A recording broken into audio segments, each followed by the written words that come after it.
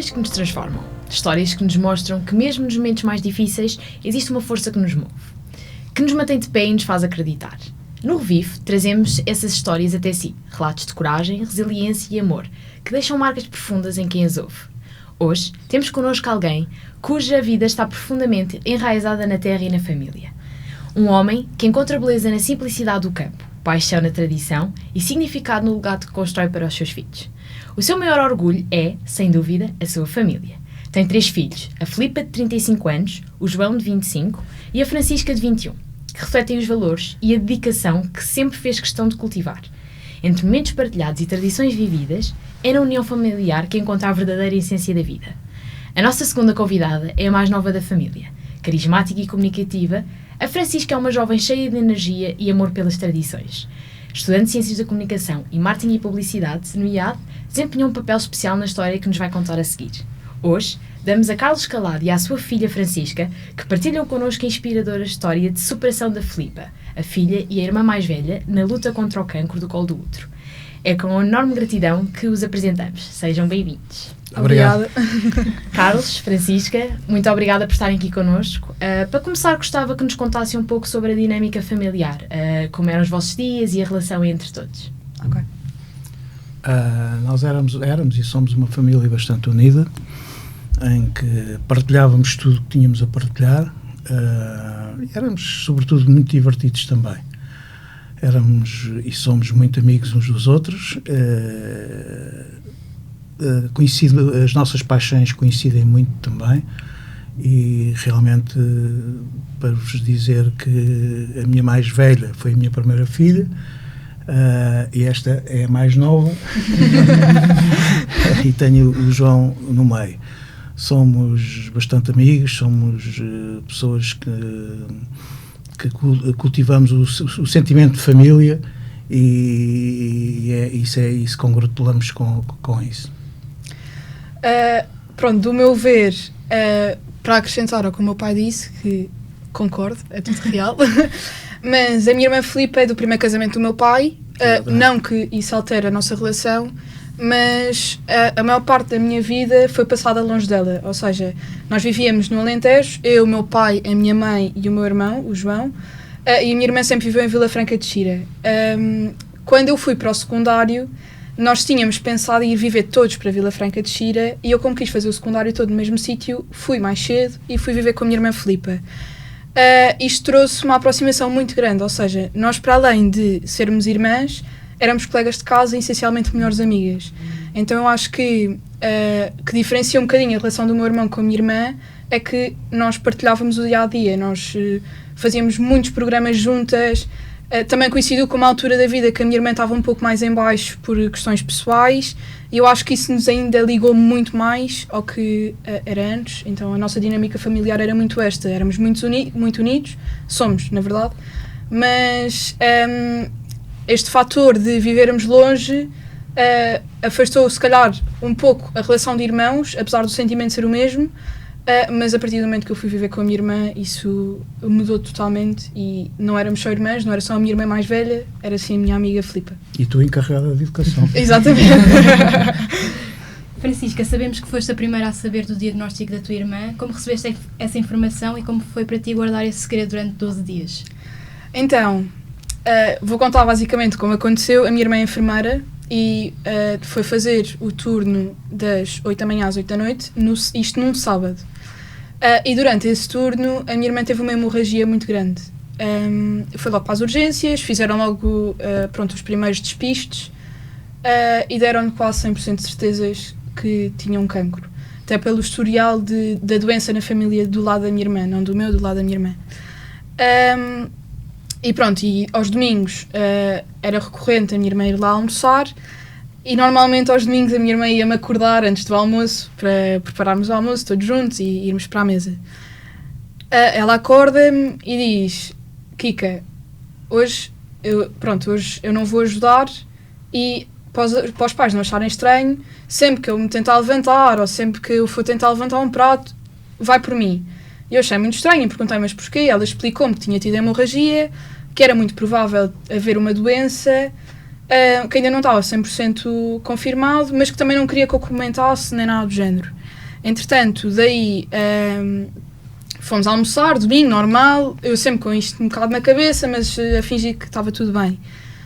Depois, nas 2 semanas a seguir, fez acho que se chama PET, se não estou em erro, que é o exame, que confirma tudo, e depois plano de tratamentos, o que é que era preciso fazer, cirurgia, tudo mais, e o combinado foi, quando soubéssemos realmente que cancro era, onde estava, que já tínhamos uma noção que era no colo do útero, mas queríamos ver se também estava em ovários ou não, e o plano de tratamentos e de cirurgia, e aí sim passávamos para contar ao meu pai e à minha mãe e ao meu irmão, até mesmo para tranquilizar, ou seja, o que a minha irmã queria não era mandar a bomba de tenho cancro e depois era o e agora, era mandava a bomba, tenho cancro, mas há solução e é este o plano de tratamentos. Eu acho que também foi uma forma muito boa de contar, porque preocupou e tranquilizou logo a seguir. E pronto, passado esses 12 dias, eu disse aos pais, a Pipoca hoje vem cá lanchar, não sei o quê, vai buscar croissants à croissantaria, e lanchamos todos. E pronto, e começámos a lanchar. O meu irmão nem estava presente ainda, foi só o meu pai e a minha mãe. E pronto, aí passou o contar o que era preciso fazer, pronto. Carlos, como se sentiu em saber que a sua filha mais nova, apesar de já mulher, ter sido a primeira a saber desta notícia e ter carregado com essa responsabilidade?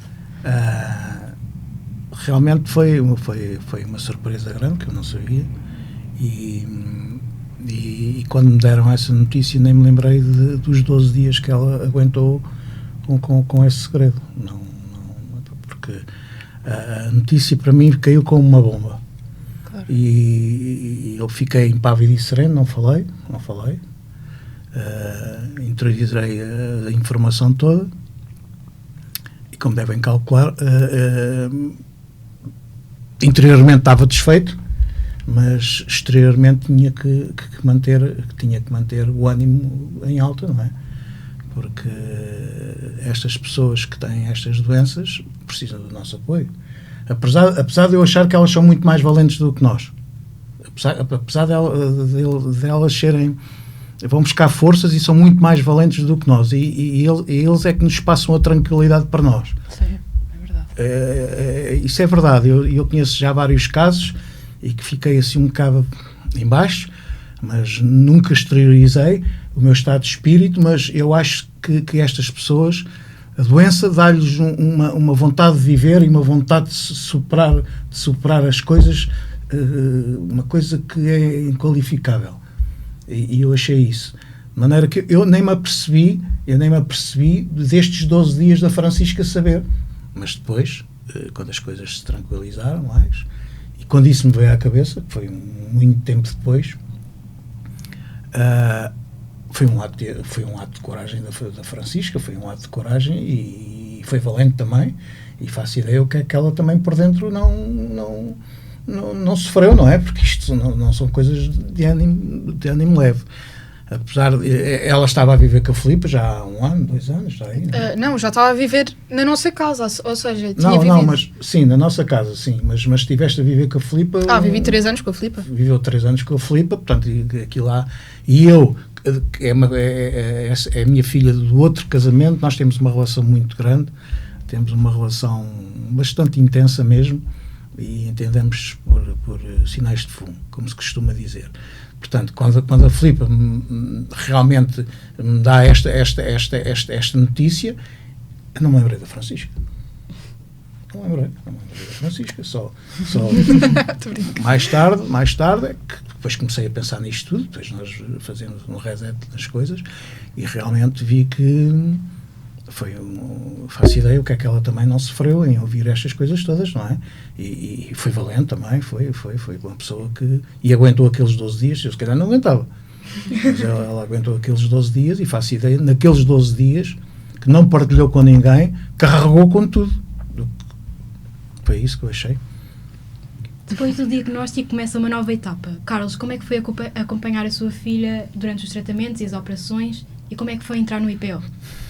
Olha, o acompanhar a minha filha foi sempre numa perspectiva sempre muito positiva e sempre no levar as coisas para ela não pensar muito no que se estava a passar. O acompanhamento da minha filha Filipa no IPO foi dramático para mim, porque eu via miúdos pequeninos, de pessoas de todas as idades, com a saúde tão degradada, que eu transportava isso para a Filipa, percebe? Será que a minha filha fica assim? E cada dia que eu ia ao IPO era um dia que eu vinha de lá doente. Vinha lá doente interiormente, porque exteriormente ninguém percebia.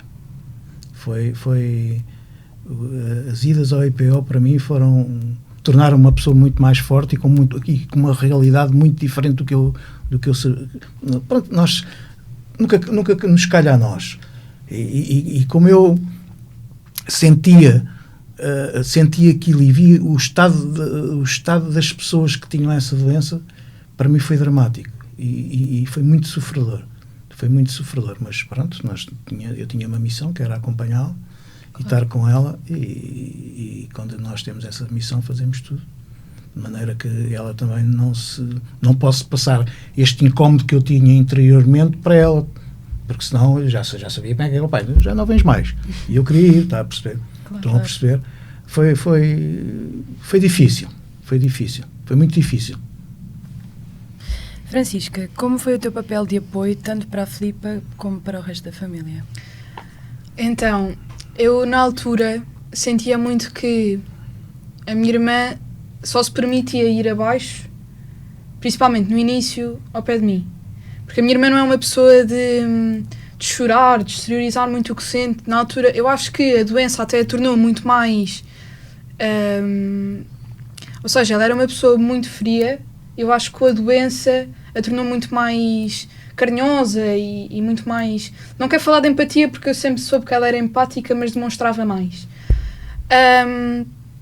Eu acho que, pronto, o meu grande papel, que foi inconsciente, foi permitir-lhe ir abaixo. Porque eu acho que faz parte e faz bem. Ou seja, na altura ela até me disse, eu soube a notícia e antes de te ligar eu obriguei-me a chorar. Porque ela estava apática, ela não estava... Ou seja, estava a perceber o que é que estava a acontecer, mas não estava bem a interiorizar. E ela obrigou-se a chorar e tudo. Depois contou-me, e eu acho que o facto de eu estar lá a dar-lhe a mão e ela poder cair e saber que estava lá alguém, eu acho que foi o meu grande papel no caso da minha irmã Filipa.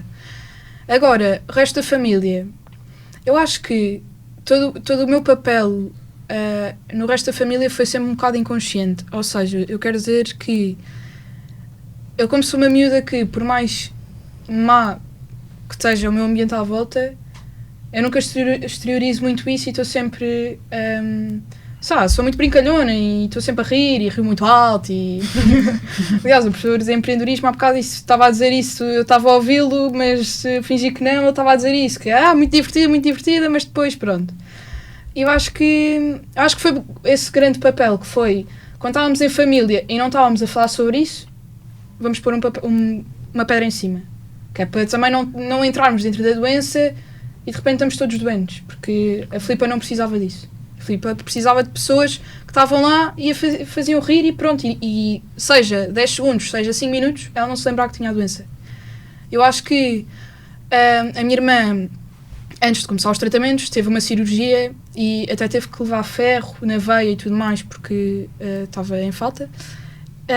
E ela ficou muito tempo, aliás, ela na altura nem se podia mexer muito porque tinha mais hemorragias e para tentar controlar essas hemorragias tinha que estar a repouso máximo. E teve ainda 2 semanas, 3 semanas, repouso máximo. 3 semanas no mínimo.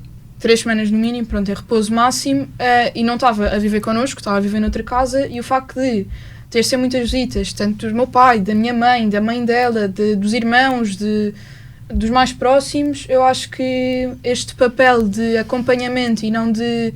É que eu acho que não é tipo, Filipa, tens cancro, o que é que precisas? Não é isto, eu acho que o nosso papel também passa um pouco por isto, mas é levantar o astral. Eu acho que, pelo menos para mim, eu acho que foi este o meu papel, tanto para ela como para a minha família. Sim, não falar na doença, mas puxar-lhe o astral para cima. Exato. Porque se a família estiver realmente unida e estiver divertida, temos que estar divertidas, embora nos custe muito. E brincar um bocado com a situação. E brincar um bocado com a situação Aquilo na pessoa que está doente,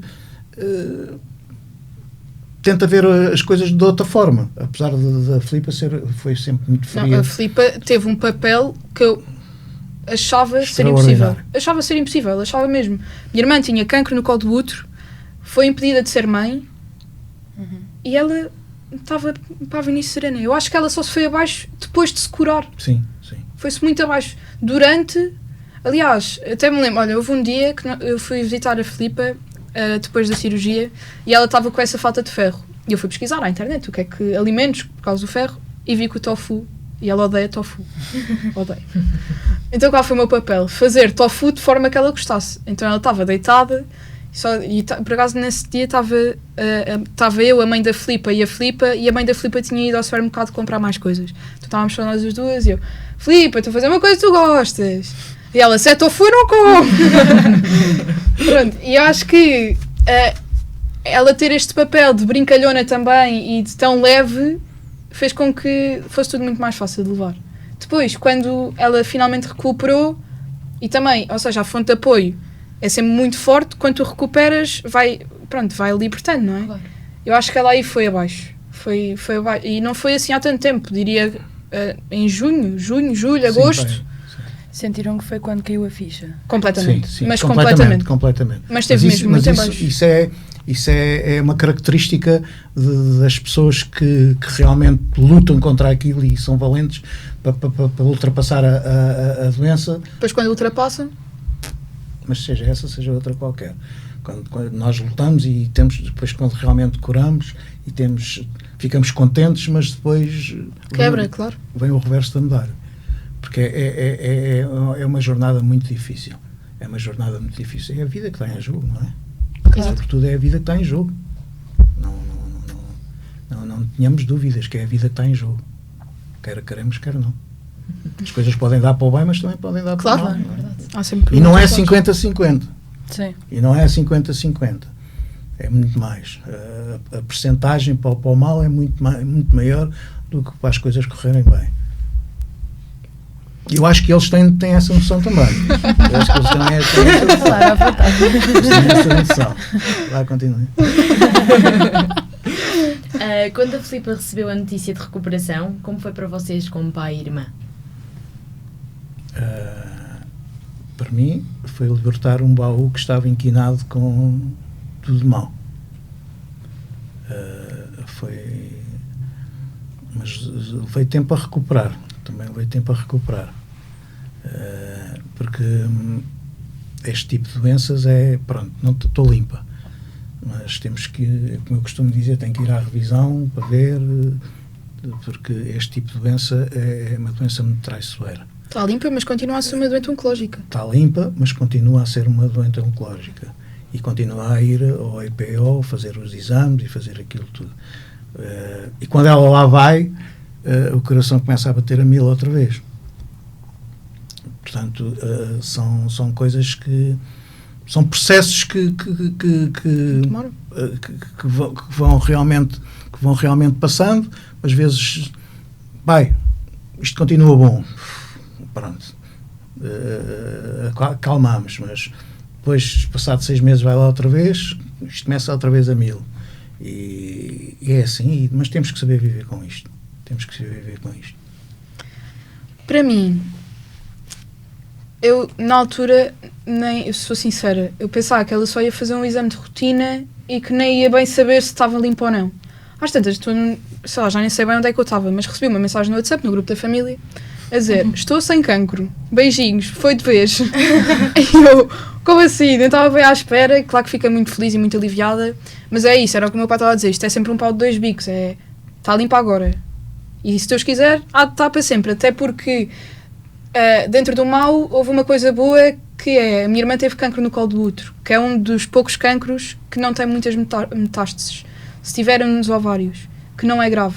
Ou seja, claro que dentro do mal é sempre... Pronto. Mas é um bocado mais tranquilo. Portanto, mas continua sempre a ser um pau de 2 bicos e é sempre um cuidado, até porque eu vejo que a minha irmã está diferente.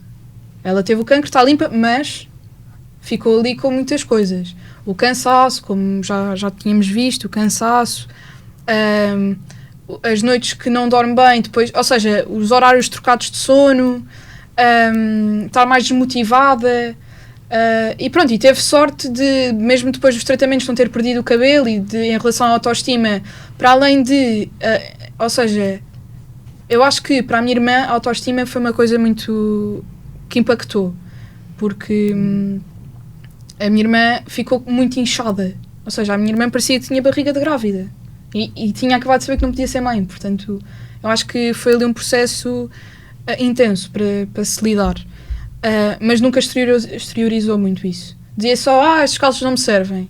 Mas eu tenho a certeza que interiormente, e quando eu falo com ela sobre ter filhos, porque há outras opções, ela diz mesmo que não consegue. Não consegue. Não quer, não consegue.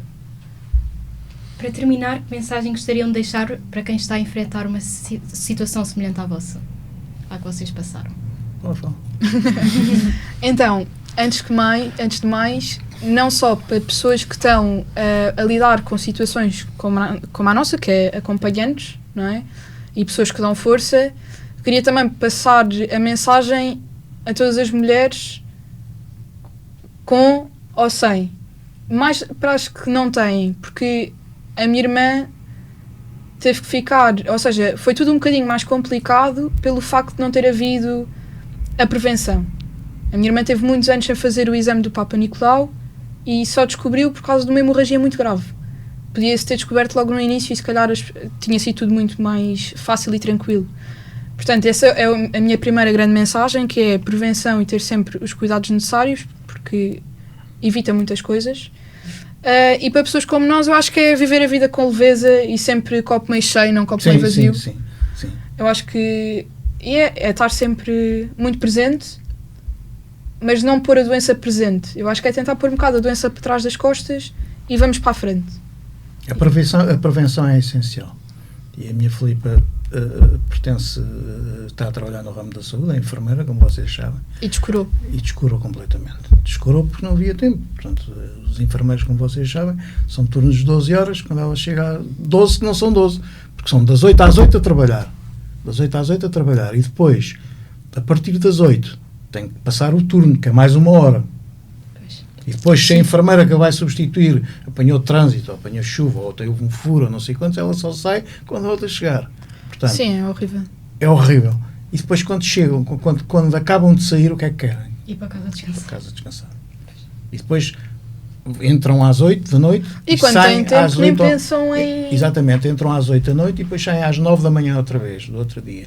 Quando acabam, querem ir para casa, querem ir descansar. Exato. E quando têm folga, é para realmente descansarem e aproveitarem alguma coisinha da vida também, não é? Convém. É o que eu acho. Mais coisinhas, meninas. Acho que damos por terminado. Queremos agradecer por partilharem esta história tão inspiradora connosco. Foi um privilégio ouvir a vossa perspectiva e acredito que será uma grande ajuda para quem nos ouve. No Revive, acreditamos que cada história é uma oportunidade única de inspiração e aprendizagem mútua. Obrigada por estarem desse lado e até ao próximo episódio.